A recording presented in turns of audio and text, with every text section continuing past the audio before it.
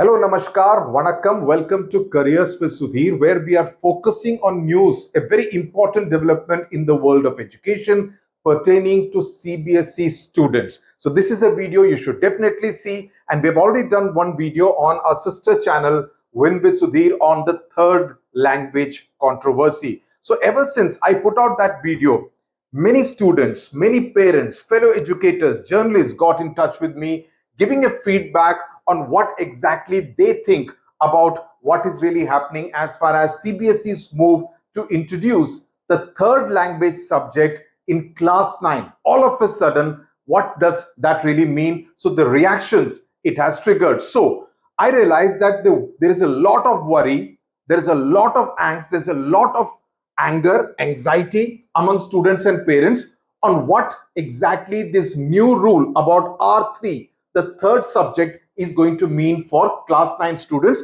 in this academic year 2026-27. So this video is the first part of this video is to articulate all those worries and anxieties, and I've put this in 10 points, and raise important questions as to what is the CBSE essentially trying to do.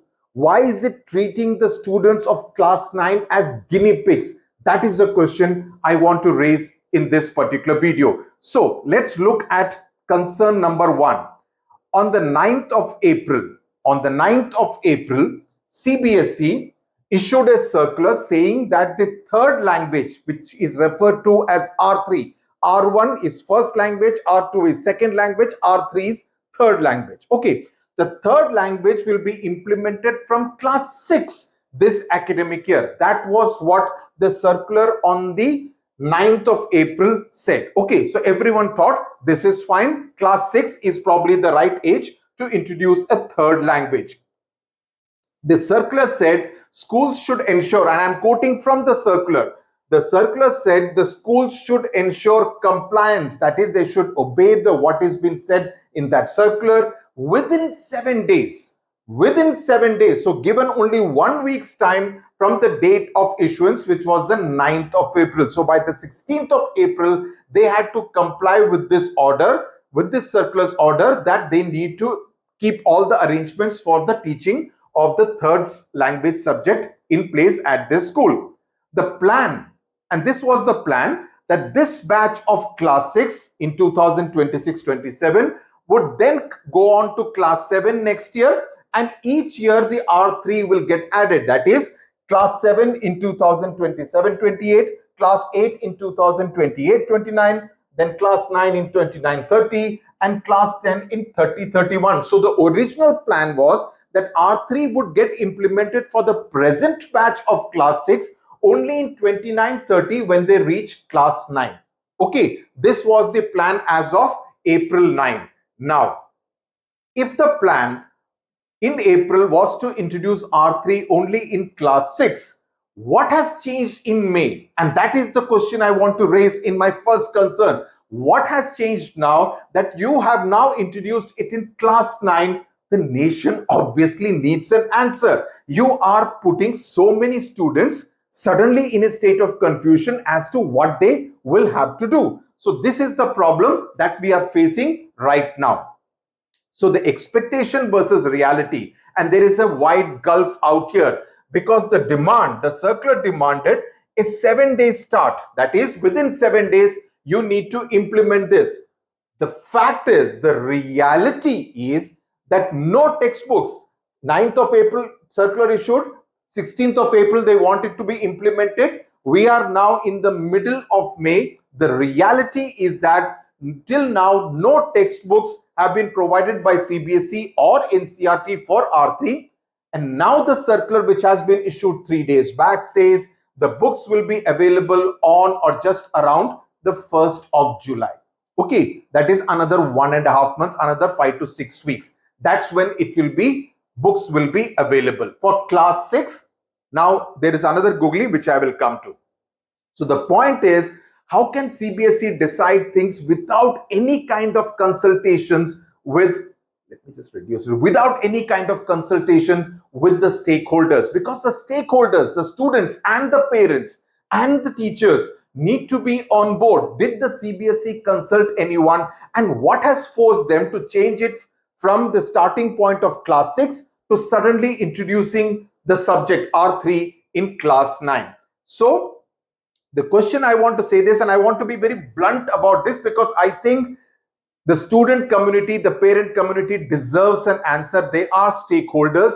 You are not doing inclusive education CBSE. You're definitely, because you are taking decisions in a very arbitrary manner, which is not expected from a board of your size, okay, of the number of students that you handle, because you cannot just release a circular and order everyone, each one of them, to fall in line. It cannot happen. They also need to be on the same page as you are. You cannot do this circular Shahi education. It doesn't work that way.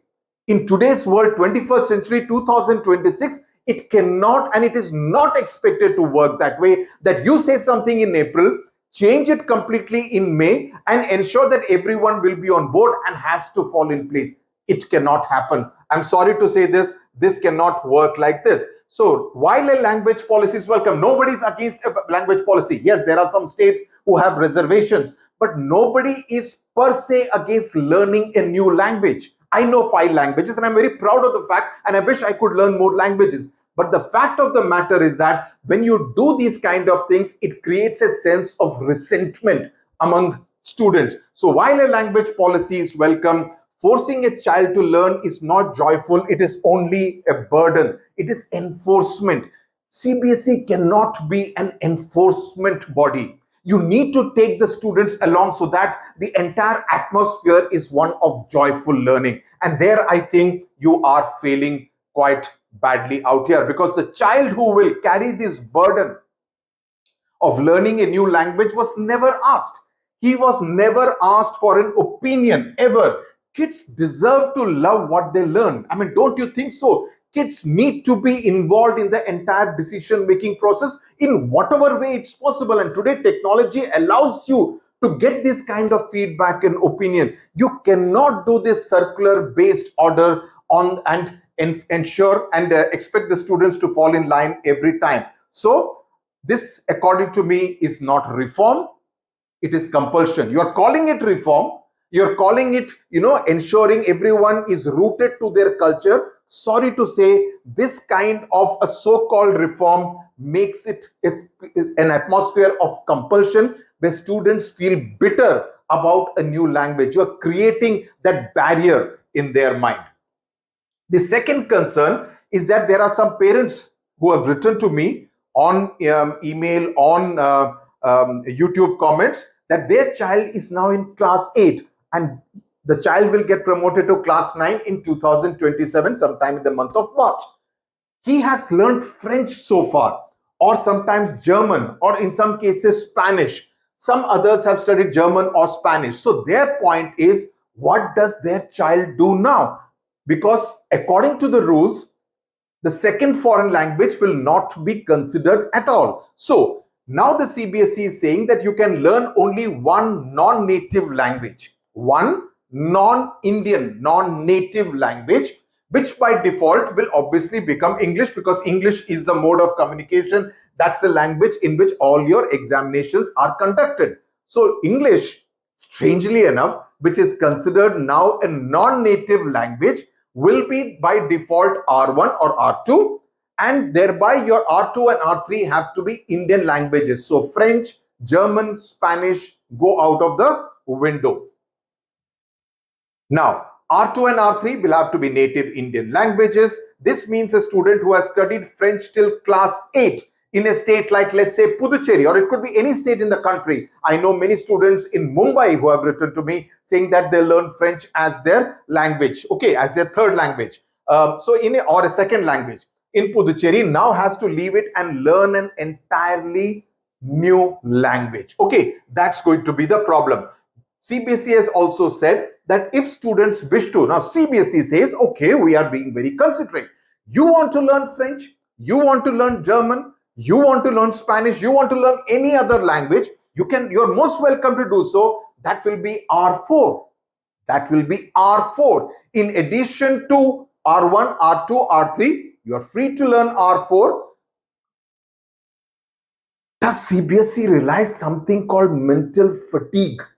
Does it realize anything called a burden on the student, especially when the child is in class 9 and next year in class 10, when he or she will have to face a board examination?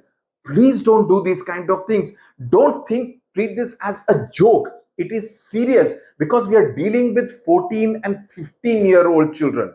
We are not dealing with adults. Even adults go through depression, but in this case, 14-year-old, 15-year-old children. So please don't do this to all these children, because who gives the CBSE the right to arbitrarily change rules? What I referred to, there has to be something called continuity. Or is it because one officer changes, the other officer thinks, I want to do something different, chalo kuch alag karte hain, kuch alag pakate hain? It doesn't work that way, because that's the kind of orders which have been issued by CBSE. Concern number 3, you look at the list of 19 languages which the CBSE has released in its annexure in the circular dated 15th of May. Now, it has released a list of languages for which the textbooks will be available for class 6. Okay, you read the list very carefully.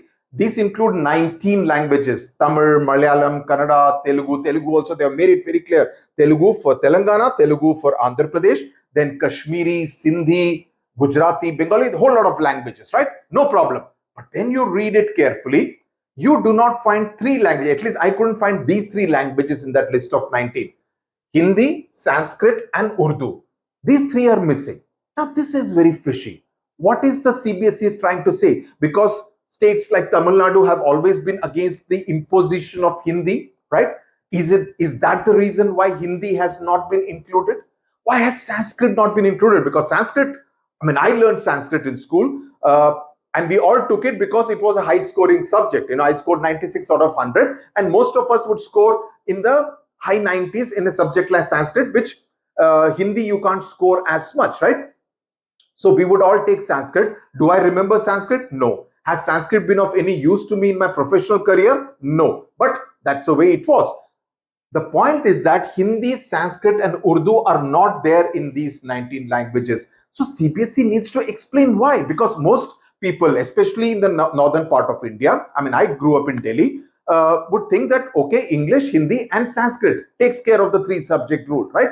Why is Sanskrit not there? That's very strange, right? So CBSE needs to explain what is happening. Because if I am a student in Maharashtra, for example, just to take an example, I would prefer to take Hindi as R3, because you would need, because Hindi is also a language which is spoken in large parts of Maharashtra. So I would take English, I would take Marathi as R2, and I would take Hindi as R3, Marathi being my mother tongue, right? Similarly, let me take one more example. If I am in Telangana, I may want to take English plus Telugu plus Hindi, because if you are in a city like, let's say, Hyderabad, or let's say Karimnagar, or in Nizamabad, right, you would speak Hindi. So I would take English plus Telugu plus Hindi, but Hindi is not available as an R3, or at least not there in that list of languages. Or if it is a Muslim child in Telangana, the Muslim child may want to take English plus Hindi plus Urdu, but Urdu is not being made available. Or he or she may want to take English plus Telugu plus Urdu. Urdu is not available. CBSE needs to explain why. Why is this happening? Or is Urdu not being seen as a native language? That also, which would be pretty strange and ridiculous if that is the case. But we need explanations for that, right? You have said that if the other concern, if you have said that teachers for R3, and this is a concern which I raised in my previous video also, and a lot of feedback coming for that teachers for R3, if you fail to get qualified teachers, and I can bet on this, you will not get quality teachers for R3 in so many different parts. Like if there are 10 children who say, we want to learn Gujarati, and you're not able to get a quality Gujarati teacher, what is it that you're going to do? CBSE has 3 options. CBSE has provided 3 options. It says use existing teachers who teach other subjects but may have functional knowledge of the R3 subject, right? So it says it doesn't matter if it's a physics teacher or a maths teacher or a physical education teacher also. But if he or she also knows Gujarati or Marathi, laga do yahan per kaam pe. Okay, overtime de do. You know, this kind of an ad hoc behavior is not in the best interest of the students. That's what the CBSE has said. Or it says, or recruit retired teachers or part-time postgraduates to teach R3. Bring them back to school. Wapis school aao. Again, a very arbitrary decision. So suppose I am a maths teacher teaching in a city like Mumbai. I am from Kerala, so I can speak and read Malayalam. Chalo, aao. Ivide varu. Malayalam sikhao. Okay, teach them Malayalam. That's what will be told to me by my school authorities in Mumbai. Again, extremely arbitrary, and they will say CBSE has said this. Use existing faculty. That is the problem. Now, does that qualify me to teach Malayalam to class 9? Is this the way CBSE really wants to go about R3? Because what you are doing is mere tokenism. You know, you just naam ke vaste, you are saying, okay, humne R3 implement kar diya hai. On paper, you would have implemented. In reality, nothing of this would be in the best interest of the students. Now, let's move to concern number 5. No textbooks for class 9 are being issued. And this is really the biggest joke. No textbooks for class 9 are being issued. CBSE says teach class 9 students from class 6 textbooks which will be published in the month of July. That's what it says. So listen to this again. This is as ridiculous as it gets. Teach class 9 students with the help of class 6 textbooks. Now, have you heard anywhere about a class 9 student learning from a class 6 textbook? And does CBSE even realize how it sounds? Concern number 6. To say English is a non-native language, frankly speaking, in 2026 in India is pretty nonsensical, because Supreme Court verdicts are in English. Your MBBS education, largely with the exception of a few colleges that were started in one state, are taught in English. And fellow educator pointed this out, that if you look at the CUET, your NTA conducts, in that out of the approximately 15 lakh students, about 12 lakh students prefer to take the English examination. 1.5 take the Hindi examination. So on what basis are you calling English a non-native language as far as India is concerned? So my point is, give the choice to the child. Why does the CBSE want to impose the will on the child? It cannot work. I mean, you need to treat them also as some kind of decision makers. You need to have the mechanism where you're able to find that out from the children of this country. Concern number 7. You say that in class 10, there will be no board examination in R3. There will only be internal marking. Fine. Why do you say that? Because we don't want to burden the students. Great. Taliyan. Very good. You don't want to burden the children, but they should learn R3, but there will be internal marking. There will be no board examination. That performance will be reflected in the board examination certificate, but there will be no board examination. And even if you do badly, it will not prevent you from appearing for the board examination. Good move. Thank you very much. Pro-student move. But this will also mean that students will be given marks by the school with no real learning. School के हाथ में होगा, school marks दे देगा. किसको fail वगैरह करना, pass करना. So R3 will just be named. What's the whole point? It's, as I said, tokenism and nothing else. So that was concern number 7. Concern number 8, you have rendered French, German, Spanish and other foreign language teachers jobless in one stroke. Now they will have no jobs. They were all teaching in some school or the other, or doing private tuitions. Now they are all jobless in one stroke. What have you done? Why do you want to do this to, professionals in any field? We are all part, and what this does is we are all part of a global village. We are all interconnected with different cities and countries across the globe. We cannot be made into, you're reducing India India to a village with no connection to the world by doing this. We need to be like this. You're making it like this. We are looking inward. You're making us into a frogs in the well. Apni hi bhasha sikho, apne mein hi baat karte raho. How do we connect with outside the world? We need answers, CBSE. We need answers. Then, concern number 9. Many parents, and this is something many parents have written to me, that we are seriously considering shifting our children from CBSE to ICSE or Cambridge or IB. There is a mother who has written to me saying that my husband is in the army, so we have as a family moved from different places in the north and also in the northeastern part of India. So already my child has kind of, been, because of shifting schools, he keeps learning different kind of languages. So now what are we going to do? You're constantly changing it and creating these kind of issues for the school going child. The problem is that the academic year has begun. So even if someone wants to shift the child to an ICSE or an IB or a Cambridge school, the problem is that the academic year has already started. We are already in the month of May, and there will be adjustment issues because ICSE, the curriculum is very different from CBSE. IB and Cambridge will be even more different from CBSE. How do you expect the child to adjust? The child will take 2, 3, 4 months to adjust, and that will start telling on the kind of scores the child gets. I don't think you are being very fair to the child. My last concern, and this is not just my concern, it's a concern of so many, as I said, students, parents, academicians, journalists who have written to me over the last 24 hours. Your May circular goes against your April circular. What is the guarantee that this May circular is going to stand? Can you give a guarantee that we will not see a new circular in the month of June? Can we get a guarantee that this is final and there will be no more changes in the month of June or July or August? So I hope I've covered all the different concerns of the different stakeholders, because as I said, stakeholders are important. The CBSE needs to talk to the stakeholders. Share the video with anyone who you think will be equally concerned about what's happening.